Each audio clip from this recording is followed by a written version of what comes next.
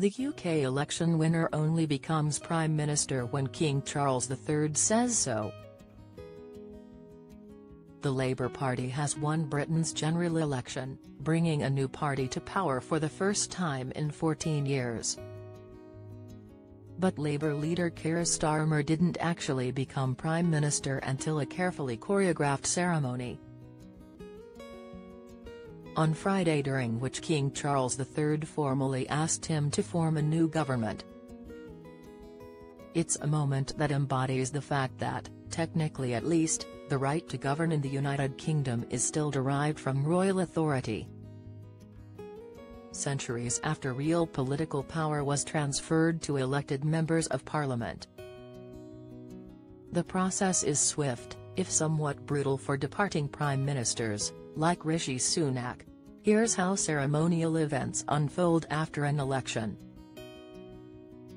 While Britain is a constitutional monarchy where the king's power is strictly limited by law and tradition, much of what happens here has echoes of the past.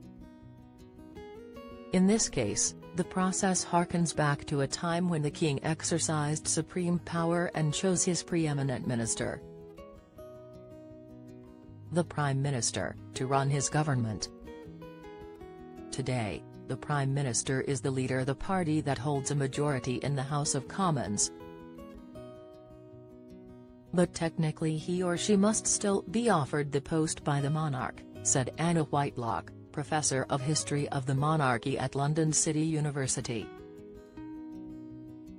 It reflects our historic past, and it reflects the fact that we do have a constitutional monarchy, a parliamentary democracy. And the Prime Minister and the monarch therefore work hand in glove, she said. Both of them have a key role in the Constitution, and we see that enacted, on the day where a Prime Minister formally takes up his position. First, the outgoing Prime Minister, Sunak, in this case, goes to Buckingham Palace to offer his resignation to the King. Then the incoming one, Starmer, arrives for his first audience with Charles. There's a tiny window where between the exiting Prime Minister, and officially the appointment of the new one, where technically power resides for those few minutes with the monarch, Whitelock said. So there's a brief moment where there's effectively a kind of vacuum in terms of parliamentary democracy. But, of course, straight away there is that moment where the new Prime Minister is appointed. That occurs when the Prime Minister-to-be sweeps into the palace for a ceremony known as the kissing of hands. Though no kissing actually occurs. After the King asks the new Prime Minister to form a government, he bows and shakes Charles' hand. A photo is snapped to record the moment power is transferred. Though there's no record of what is said between monarch and Prime Minister, dramatic activity swirls outside the palace gates. News helicopters followed Starmer's and Sunak's cars to the palace.